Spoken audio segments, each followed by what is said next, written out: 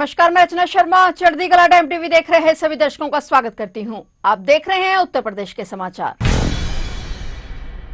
उत्तर प्रदेश में अवैध रेत खनन और उसके काले कारोबार को जड़ से मिटाने के लिए योगी सरकार ने अब मिशन मोड में काम शुरू कर दिया है। मुख्यमंत्री योगी आदित्यनाथ के निर्देश पर भूतत्व एवं खनिकर्म विभाग ने अंतर्राज्यीय सीमाओं पर होने वाले अवैध खनन और परिवहन को रोकने के लिए मध्य प्रदेश, उत्तराखंड और बिहार सरकार से हाथ मिलाया है। यूपी सरकार ने स्पष्ट कर दिया है कि अब केवल ट्रांजिट पास से ही काम नहीं चलेगा। अन्य राज्यों से उत्तर प्रदेश की सीमा में प्रवेश करने वाले लोडिंग वाहनों के लिए भी अंतर्राज्यीय परिवहन प्रपत्र अनिवार्य कर दिया गया है। एक इंटीग्रेटेड डिजिटल प्लेटफॉर्म के माध्यम से वाहनों की रियल टाइम ट्रैकिंग की जाएगी और सीमावर्ती जिलों में ट्रांजिट पास जारी करते समय ही अंतर्राज्यीय परिवहन शुल्क जमा करना होगा। पड़ोसी राज्यों को अपने चेक गेट्स और चेक पोस्ट की सूची यूपी सरकार के साथ साझा करनी होगी। अवैध खनन माफियाओं पर लगाम लगाने के लिए अब यूपी, एमपी, बिहार और उत्तराखंड के अधिकारी संयुक्त रूप से छापेमारी करेंगे। मुख्य सचिव की बैठक में तय हुआ कि खनन पट्टों और क्रशरों पर वाहन लोडिंग के नियमों का कड़ाई से पालन होगा। अब संयुक्त प्रवर्तन तंत्र के माध्यम से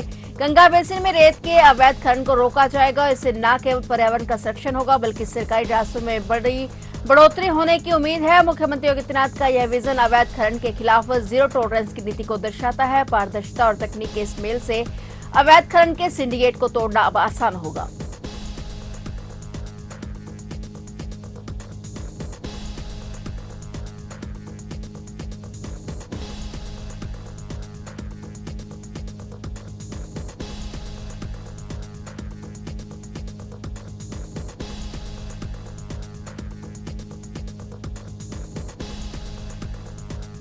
यूपी में भाजपा के जिलाध्यक्षों की नियुक्ति इस महीने के अंत तक हो सकती है और इसके बाद संगठन में फेरबदल की तैयारी है। नए प्रदेश अध्यक्ष के लिए कई जिलों में जारी अंदरूनी कलह को संभालना भी बड़ी चुनौती माना जा रहा है। आगामी विधानसभा चुनाव को देखते हुए प्रदेश भाजपा संगठन को और मजबूत करने की तैयारियां एक बार फिर से तेज हो गई हैं। नए प्रदेश अध्यक्ष पंकज चौधरी के सामने सबसे बड़ी चुनौती पार्टी संगठन के तहत गठित 98 जिलों में से शेष बचे 14 जिलाध्यक्षों की नियुक्ति है। इसके बाद प्रदेश और क्षेत्रीय स्तर पर संगठनात्मक फेरबदल की प्रक्रिया शुरू होने की संभावना है। सूत्रों के मुताबिक पहले इन 14 जिलाध्यक्षों की नियुक्ति पूरी की जाएगी, जिसके बाद अगले महीने से प्रदेश स्तरीय संगठन में बदलाव कर मंथन शुरू होगा। और इससे पहले नियुक्त किए गए 84 जिलाध्यक्षों को लेकर उठ रहे सवालों और कई जिलों में जारी अंदरूनी कलह को संभालना भी नए प्रदेश के लिए बड़ी चुनौती माना जा रहा है। गौरतलब है कि प्रदेश संगठन के चुनाव अधिकारी डॉक्टर महेंद्रनाथ पांडे ने 2 चरणों में 84 जिलाध्यक्षों की नियुक्ति की थी, लेकिन जनप्रतिनिधियों के बीच खींचतान और सहमति न बन पाने के कारण 14 जिलों में नियुक्ति लंबित रह गई है। इन पर अंतिम निर्णय के बाद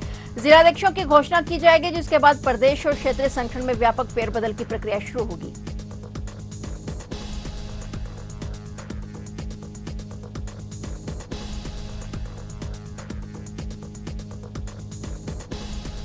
उत्तर प्रदेश के रामपुर जिले में एक गंभीर मामला सामने आया है, जिसमें पाकिस्तानी नागरिकता होने के बावजूद भारतीय सरकारी नौकरी करने वाली महिला शिक्षिका के खिलाफ अब आपराधिक कार्रवाई शुरू कर दी गई है। आरोपी महिला की पहचान माहिरा अख्तर उर्फ फरजाना के रूप में हुई है। जानकारी के मुताबिक माहिरा अख्तर ने 1979 में पाकिस्तानी नागरिक से शादी की और पाकिस्तान की नागरिकता ले ली। तलाक के बाद वह फरजाना नाम लेकर पाकिस्तानी पासपोर्ट पर भारत लौट आई और 1985 में उसने रामपुर में दूसरी शादी की और अपनी पुरानी भारतीय नागरिकता का दावा कर बेसिक शिक्षा विभाग में शिक्षिका की नौकरी कर ली। माहिरा की शिक्षा और बीटीसी प्रशिक्षण भी रामपुर में ही हुआ था। 1991 में रामपुर जिलाधिकारी ने उसे निवास प्रमाण पत्र जारी किया और इन दस्तावेजों के आधार पर उसने कई सालों तक सरकारी नौकरी की। जब इस मामले में यह सामने आया कि महिला वास्तव में पाकिस्तानी नागरिक थी, तो शिक्षा विभाग ने माहिरा को पहले निलंबित और फिर बर्खास्त कर दिया। बाद में बेसिक शिक्षा विभाग की रिपोर्ट के आधार पर पुलिस ने माहिरा और फरजाना के खिलाफ एफआईआर दर्ज की। इस मामले में पुलिस जांच जारी है और शिक्षा विभाग के सहयोग से सभी पहलुओं की पड़ताल की जा रही है।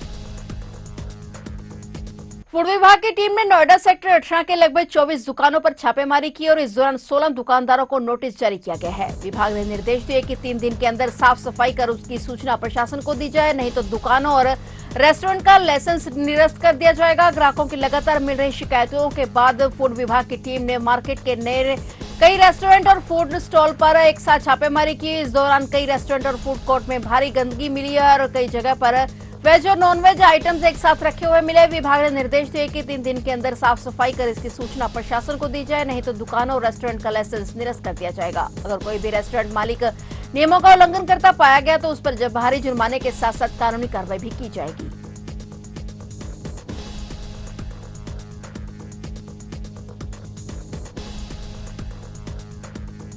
उत्तर प्रदेश के बांदा जिले से सामने आए एक दिल दहला देने वाले मामले में अदालत ने सख्त और ऐतिहासिक फैसला सुनाया है। 6 साल की मासूम बच्ची के साथ दुष्कर्म और बर्बरता करने वाले दोषी अमित रैकवार को कोर्ट ने फांसी की सजा सुनाई है। खास बात यह रही कि यह फैसला घटना के महज 56 दिनों के भीतर आ गया, जिसे तेज न्यायिक प्रक्रिया का उदाहरण माना जा रहा है। अदालत ने अपने आदेश में साफ कहा है कि दोषी को तब तक फांसी पर लटकाया जाए जब तक उसकी मौत न हो जाए। सजा सुनाए जाने के समय आरोपी के चेहरे पर कोई पछतावा नहीं दिखा, जबकि पीड़ित परिवार ने कोर्ट के फैसले पर संतोष जताया है। ये जघन्य वारदात 25 जुलाई 2025 को बांदा के कलिंजर थाना क्षेत्र में हुई। घटना को 6 महीने से ज्यादा समय बीत चुका है, लेकिन बच्ची अभी पूरी तरह से ठीक नहीं हो पाई है। परिजनों का कहना है कि बच्ची आज भी डरी सहमी रहती है और आगे भी उसके ऑपरेशन होने हैं। इस घटना ने पूरे परिवार की जिंदगी बदल दी है। कुल 36 तारीखों में सुनवाई पूरी हुई और अदालत ने महज 56 दिनों में दोषी को फांसी की सजा सुना दी है। देखिए, इस प्रकरण के बारे में बता दें, दिनांक 25 जुलाई को जनपद बांदा के थाना कलिंजर क्षेत्र में सूचना प्राप्त हुई थी कि एक बच्ची जिसकी उम्र करीब 6 वर्ष थी, उसके साथ उसी के पड़ोसी व्यक्ति द्वारा दुष्कर्म किया गया है, जिससे उसकी हालत काफी गंभीर है। सूचना मिलते ही तत्काल संज्ञान लेते हुए इसमें समुचित धाराओं में अभियोग पंजीकृत किया गया। बच्ची का बेहतर इलाज करने हेतु मेडिकल कॉलेज से उसको हाईलाइट हॉस्पिटल कानपुर रेफर कराया गया, जहां पर बच्ची की हालत स्थिर की गई। इसमें जो टीम्स हमने गठित की थी, उनके द्वारा जो नामित अभियुक्त था उसको पुलिस मुठभेड़ में गिरफ्तार किया गया, जिससे उसके दोनों पैर में गोली लगी थी।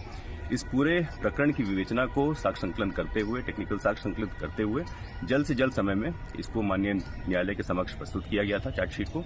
आज दिनांक 6 जनवरी को एक बहुत ही महत्वपूर्ण निर्णय माननीय न्यायालय द्वारा इसमें सुनाया गया है, जिसमें जो अभियुक्त है उसको मृत्युदंड की सजा दी गई है।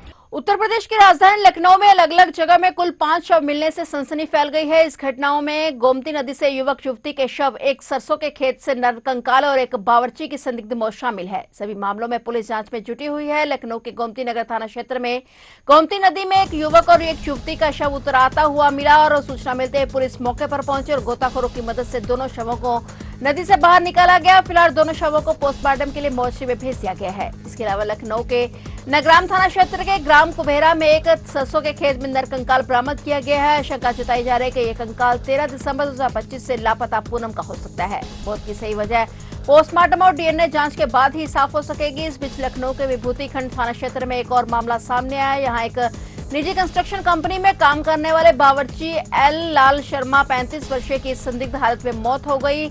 वह कल सुबह किचन में खून से लथपथ हालत में मिला था और पास में एक चाकू भी पड़ा था। लखनऊ में एक दिन में सामने आई इन घटनाओं से इलाके में हड़कंप मच गया है और पुलिस का कहना है कि पोस्टमार्टम, फोरेंसिक रिपोर्ट और डीएनए जांच के आधार पर आगे की कार्रवाई की जा रही है।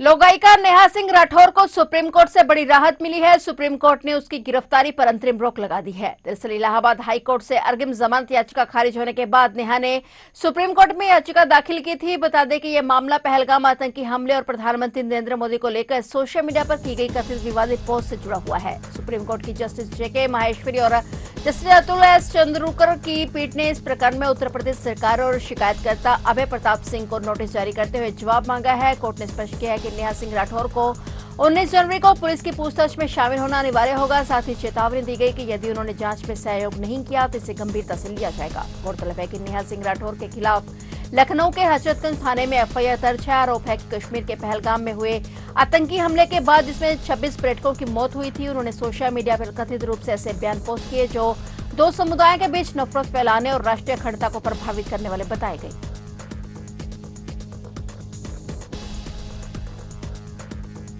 यूपी में सर्दी का सिलसिला जारी है। एक और आसमान से सूरज नदारद है तो दूसरी ओर गलन ने लोगों की दिनचर्या को अस्त व्यस्त कर रखा है। यूपी में कई जगह पर पारा सामान्य से करीब 6 डिग्री नीचे रहा। शीत दिवस परिस्थितियां बनने से ठंड अधिक महसूस हो रही है। कोहरे के चलते रेल यातायात भी प्रभावित रहा। दृश्यता शून्य रहने के कारण करीब 1 दर्जन ट्रेनें विलंब से चली और मौसम विभाग के मुताबिक केंद्र के अनुसार अगले 24 घंटों में मौसम में कोई विशेष परिवर्तन आने की संभावना नहीं है। पिछले एक सप्ताह से सर्दी के तेवर तीखे बने हुए हैं। घना कोहरा, शीतलहर और सूरज नहीं निकलने से कड़ाके की ठंड पड़ रही है। कोहरे और धुंध के कारण आगरा कैंट से गुजरने वाली कई ट्रेनें घंटों लेट रही। ट्रेन के इंतजार में यात्री स्टेशन पर घंटों सर्दी में ठिठुरते रहे और बुधवार को भी 11 ट्रेनें घंटों से लेट चली और सर्द पछुआ हवाओं ने लोगों का जीवन मुश्किल कर दिया है। बुलंदशहर जिला भी शीतलहर से काम किया है। यहाँ 8वीं तक के विद्यालयों ने छुट्टियां बढ़ा दी हैं। डीएम श्रुति के निर्देश पर बेसिक शिक्षा अधिकारी ने बोर्ड के स्कूलों में कक्षा 1 से लेकर 8वीं तक अवकाश घोषित कर दिया है।